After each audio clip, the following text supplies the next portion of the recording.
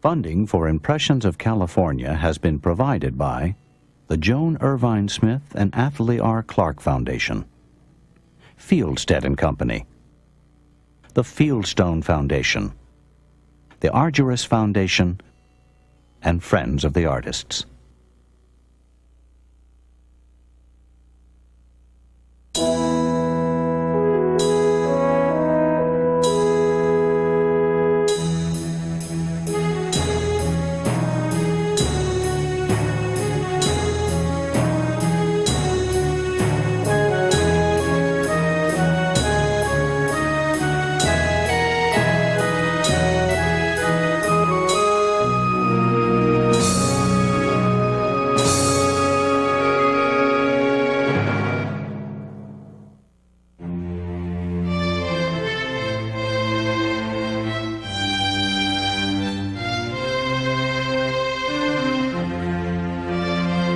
I question whether there is any other place where nature courts and encourages and inspires the artist with such a variety of subjects, such opulence of color. There can be no other place where the climate lends itself to such free and spontaneous expressions in terms of art. So wrote the artist William Lees Judson about the landscape and climate of Southern California. In describing the appeal of the Southland, Judson could have been speaking for many other early landscape artists who were attracted by its wide-ranging natural beauty and sunny Mediterranean climate. In the first few decades following California's statehood, however, the landscape of Southern California was known to relatively few artists. During that time, San Francisco was the state's undisputed cultural capital, and Los Angeles was still a quiet rural town where cattle were more highly prized than art.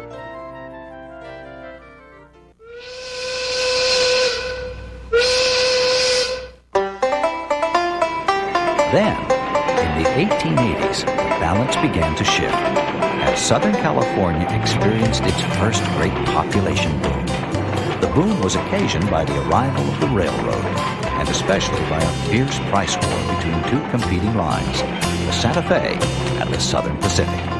Thousands of settlers took advantage of the bargain fares to come to what promoters billed as a land of unlimited opportunity. Suddenly all these people were flooding in, and among all of the other people were artists. Nancy Murray is an art historian who is an authority on the early art of Southern California. Many of the newly arriving artists had studied in Europe, she notes, but they were surprised to discover that their academic training did not prepare them to capture the brilliant light and elusive colors of the Southland. Well, obviously, when they arrived full of this training, they tried to apply it to the local landscape. And we can see that this didn't actually apply, and that soon each person began to absorb qualities of the local landscape and gravitated away from their training towards actually portraying what they saw in front of their eyes. One of the first artists to experience a significant artistic transformation in Southern California was John Bon Francisco, who settled in Los Angeles in 1887. Francisco was a major force in the city's fledgling art community, and his home became a mecca for artists of all sorts. Having received traditional academic training in Paris, Francisco was adept at portraiture and figure painting, abilities which he displayed in works such as Solitaire. Once in California, however, he became increasingly interested in landscape painting. As a landscape artist, Francisco often employed the dark foregrounds and subdued coloration associated with French Barbizon painting, a style that was popular in the United States in the latter part of the 19th century. But as he grew more acclimated to the local environment, his work became lighter and more colorful.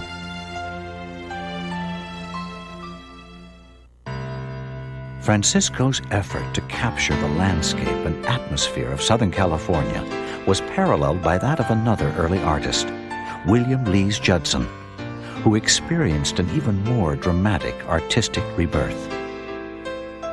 While living in Chicago in 1893, Judson was informed by his doctor that he had only 6 months to live. Wanting to spend his final days in a warmer climate, he moved to Southern California. The remarkable renewal that followed is recounted by Judson's great-grandson, Walter Judson. As he said, the climate was salubrious. He began to feel better, and I think a good portion of that was that his eyes were opened again. He looked around the Golden State, and he saw the beautiful hillsides. He saw the oaks in great fields of gold, all that sort of thing. And it somehow revitalized him. And at that point, he started painting more and more landscapes. Renewed in both body and spirit, Judson went on to live another 35 years in Southern California. He played a leading role in the artistic community that was developing along the Arroyo Seco, a beautiful wooded ravine that stretches between Los Angeles and Pasadena. He founded the School of Fine Arts of the University of Southern California, and he was also a prominent figure in the local arts and crafts movement. The arts and crafts movement sought to create a unified approach to the arts and to end the artificial separation between the so-called high arts and the decorative or applied arts. It also emphasized a simple and balanced way of life. The movement was highly influential in Southern California, especially because of its strong orientation toward nature. Emphasis on nature is fundamental to the arts and crafts movement, of course. Robert Winter is an architectural historian who has written widely on the arts and crafts movement. The idealism of the movement struck a deep chord in California, he points out, in part because of the state's well-established identity as a land of hope and opportunity. Well, I've said that the United States was a happy hunting ground for the arts and crafts movement. If that's true, California was paradise. Because here at the end of the road, at the end of the frontier, here is where most of the people saw the hope for society. The arts and crafts movement was fueled by the same back-to-nature sentiments that led to the creation of national and state parks in the late 19th and early 20th centuries. Nature, many people believed, provided a critical counterbalance to the alienating effects of industrialization and urbanization.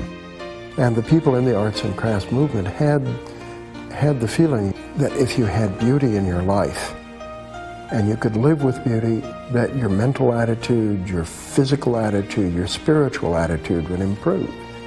So the arts and crafts movement in Southern California was to take this feeling of beauty of nature and bring it into the house. One way in which beauty could be brought into the home was through art, and especially through landscape art. Thus, the arts and crafts movement created a cultural climate in Pasadena and along the Arroyo Seco that was highly favorable to landscape painting. Many artists settled in the area at the turn of the 20th century, including Elmer Wachtel and his wife, Marion Cavanaugh Wachtel. Wachtel prided himself on actually going out into the rugged terrain, identifying picturesque views, putting them down. I myself think he was one of the first ones to establish these views that later artists then repeated over and over, so to speak. Elmer and Marion Wachtel depicted similar scenes in their landscape work, but while he was noted for his oil paintings, she became famous for her subtle and highly sophisticated watercolors. And hers were lovely and subdued and peaceful and lyrical.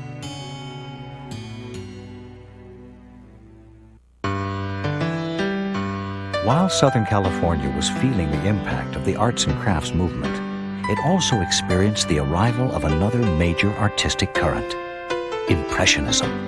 By about 1896, 1897, 98, just before the turn of the century, we have a pretty good crop of young Impressionist painters that come here and start to paint in this new style. John Stern is an authority on California Impressionism and is the executive director of the Irvine Museum. He notes that while San Francisco was still the cultural center of California in the 1890s, the art establishment there was not yet receptive to Impressionism. So young artists coming to California in the late 1880s, 1890s, the ones that do paint in Impressionism, people like Benjamin Brown, they find that it is best to come south because the establishment, the art establishment in Los Angeles, is not at all closed. It is wide open. Benjamin Brown, who settled in Pasadena in 1895, was one of the first artists in Southern California to paint in a consistently impressionistic manner. He, like many other artists, found that Impressionism was better suited to capturing the light and atmosphere of the Southland than the more somber Barbizon and tonalist styles that were popular at the time. Neither one of these really applied that much to the local scene, and it was Impressionism with its light colors and its sort of a positive aspect that ended up being the most appropriate style for the local landscape. Among the favorite subjects of the early Impressionists were the poppy fields that blanketed vast areas of Southern California at the turn of the 20th century. At that time, the poppy was a cherished symbol of California's pristine natural beauty, and poppies were a popular motif in both the fine and decorative arts. Benjamin Brown became widely known for his paintings of poppies and other wildflowers, as did John Gamble, an early artist who painted primarily in the Santa Barbara area.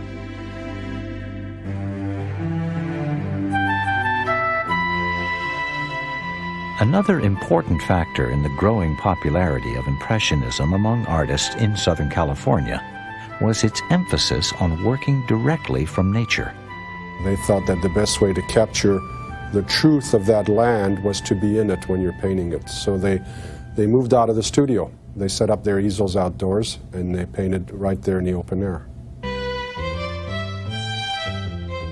This way of working outdoors directly from nature is known as plein air painting. As practiced by the Impressionists, it involved the application of paint in quick, short brushstrokes to capture fleeting impressions of light and color. So they were primarily in a hurry to catch that immediate effect of the light. To do that, they had to take a lot of shortcuts. And that is, don't worry about detail. Just get it while it's there and paint it quickly. One of the leading plein air painters was Hanson Puttoff, who settled in Southern California in 1903. In addition to his achievements as an artist, Puttoff distinguished himself as a leader of the local art community, helping to organize the California Art Club, an artist organization that was highly influential in promoting plein air painting. Puttoff also affords a good example of the way in which plein air painters work from nature, a process he describes in an article in the Royal Craftsman magazine. I wander out into the region that has attracted me, and soon I see something that demands my attention. I sit down and I begin to work. But perhaps the color is very transitory, and before I've got it fixed, it is gone. Or as I paint, I see something that impresses me more powerfully, and in a moment I get up and move. And I'll sometimes do this half a dozen times before I'm finally settled and go ahead with my painting. Puttoff's deep feelings for nature are remembered by his stepdaughter, Sarah Blatterman. My stepfather felt very, very comfortable with nature. He felt he belonged with nature, enjoyed being out in nature. He didn't impose himself. He let nature come to him as an artist, and that's what I see reflected in his paintings. There's a great deal of reverence in his work, in his feel towards nature. One aspect of nature in Southern California that was particularly fascinating to Hanson Puttoff was the atmospheric haze that filters the light and softens many features of the land. He was joined in this enthusiasm by his good friend Sam Hyde Harris, seen here with Puttoff in a photograph taken much later in life. Sam Hyde Harris was one of those artists that was fascinated by atmospheric effects. One painting called Barn in the Fog shows a farm in the San Gabriel Valley in a thick fog, and the effect of how those trees disappear into that endless space of the fog is remarkable.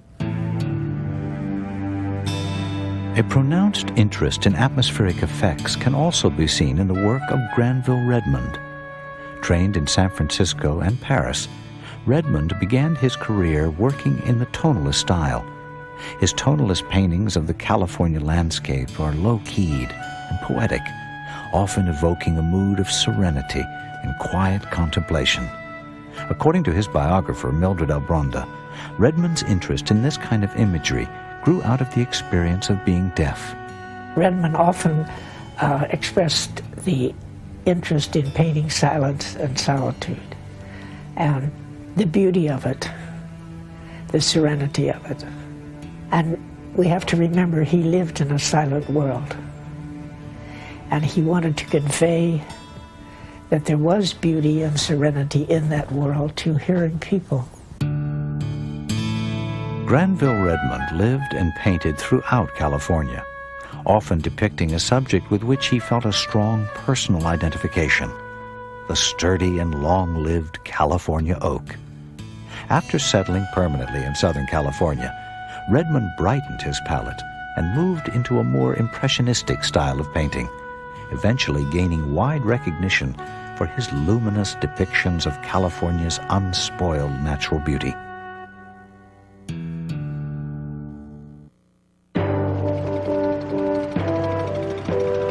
In the early years of the 20th century, as the growing population of Southern California created an ever-expanding market for art, many more artists settled along the Arroyo Seco and in adjacent areas.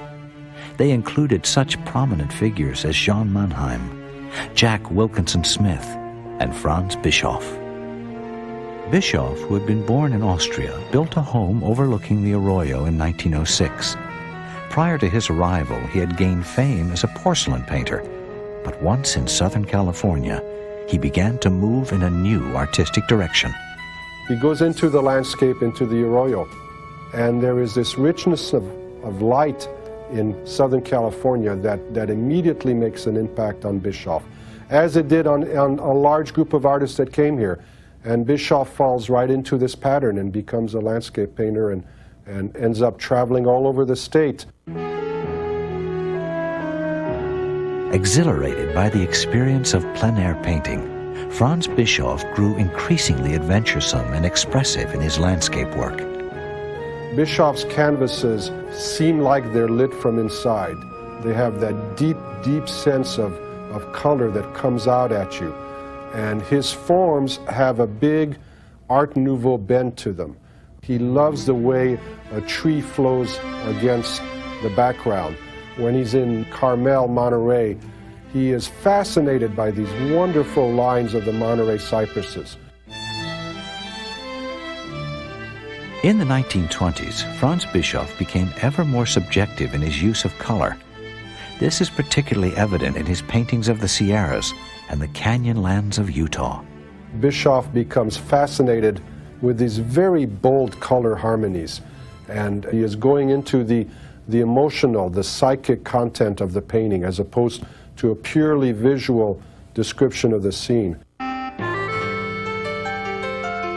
Of all the major Impressionist painters working in Southern California, the one who had the most direct connection with French Impressionism was Guy Rose. Born and raised in the San Gabriel Valley, Rose attended art school in San Francisco, and then, as was common at the time, he went on to Paris for additional training. During his years at the Académie Julian, he received a strong grounding in French academic painting. Critical recognition followed quickly, and in 1891, his painting, The End of the Day, was accepted into the prestigious Paris Salon. While Guy Rose was still studying in Paris, however, something happened that was to change his life. He discovered the Norman village of Giverny, where the famous French Impressionist Claude Monet was living. Rose was fascinated by the Impressionism that was being practiced in Giverny. He was also drawn to the simple way of life he found there, a way of life that, according to his great-nephew Roy Rose, reminded him of his experiences growing up on a ranch in Southern California. Guy felt at home in Giverny, I believe, because it was so close to to the type of life that he had been raised in originally. He was very close to the cosmopolitan Paris, but yet so far away out in the country, and he liked the peasant type of life. Rose was only one of a number of young American artists who were strongly attracted to Giverny. They took to the town, they enjoyed the beauty of the town, and got interested in painting the town and the area surrounding it. William Gertz is an art historian at the City University of New York who is a well-known authority on American Impressionism. He describes Claude Monet's stimulating influence on the American artists in Giverny. None of them studied with him, but Monet always said, go to nature, that he was not a teacher. Nature would be the teacher. What I think was that they found their work in Giverny to be liberating. Somehow the closeness to Monet led some of them to experiment with Impressionism. Guy Rose and his wife Ethel fell in love with Giverny, and they lived there for 8 years, from 1904 until 1912. During that time, they had some social contact with Monet, and they also enjoyed the company of a close-knit group of Impressionist painters who worked there, including Frederick Frieseke, Lawton Parker, Richard Miller, and Orson Clark.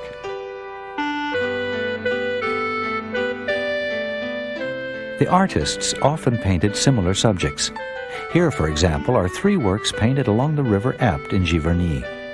First, Frederick Frieseke's painting, Lady with a Parasol. Then a painting by Lawton Parker entitled The Orange Parasol. And finally, Guy Rose's painting, The Green Parasol.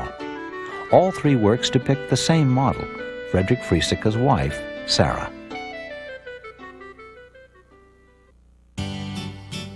Over time, Guy Rose became well known as an Impressionist painter, but in fact, his Impressionism was significantly different from that of the leading French practitioners. He never dissolves form that much or dematerializes nature that much. Will South is an art historian at the University of Utah who is an authority on Guy Rose. Rose, he explains, combined impressionistic techniques with the more conservative academic style he had mastered as a student. He still clings to a very carefully rendered space where form remains palpable and tangible. And so what you get with Rose, as well as with most of the American Impressionists, is this sort of hybrid of academic painting plus the sort of exhilarating light, color, atmospheric effects that Impressionism offered. In 1912, the Roses returned to the United States, eventually settling in the artistic community that had grown up along the Arroyo Seco in Pasadena. For Guy Rose, it was a triumphant homecoming. He was hailed as the returning hero, the native son that made good in France and rubbed shoulders with the big Impressionist painters, namely Claude Monet, for all those years. Rose became an instructor at the Stickney Memorial School of Art in Pasadena, and each summer he traveled throughout California painting the natural beauty he loved so dearly, from La Jolla in the south to the Monterey Peninsula in the north. Guy Rose's radiant depictions of the California landscape gained wide attention from critics and the public alike. His presence in the Southland also had a stimulating effect on the local art community. His effect, I think, was to reinforce the local group of painters that they were doing just what they thought they were doing. They were in the Impressionist movement. Around the time of the First World War, a number of American artists who had worked with Guy Rose in Giverny left Europe and joined him in Pasadena, making it, if briefly, a kind of Giverny West. Lawton Parker found it a stimulating artistic environment, as did John Frost, who painted the California landscape in a high-keyed style reminiscent of French Impressionism. Then a number of his Giverny colleagues joined him at the Stickney School in Pasadena. Richard Miller taught there for a while. Orson Clark came back at the very end of that decade. so that the Giverny tradition continued back here in California.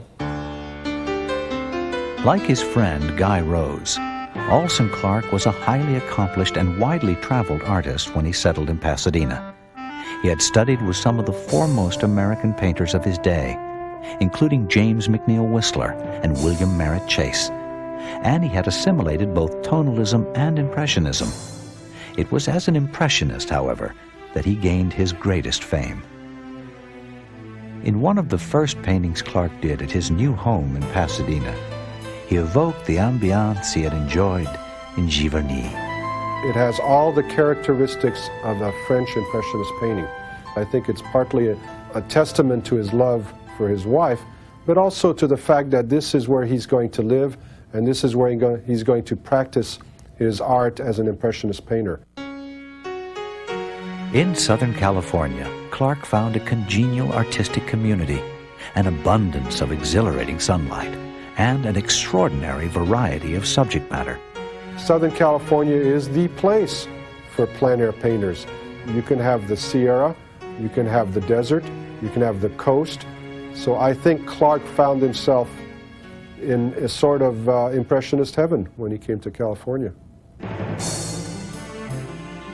Impressionism did in fact flourish in California during the first quarter of the 20th century. While it occurred within the larger context of American Impressionism, it also developed in response to the specific conditions of landscape, atmosphere, and culture that artists encountered in the region. As such, the work of the California Impressionists represents both a vital chapter in the history of American art and also a moving visual tribute to the surpassing beauty of the California landscape.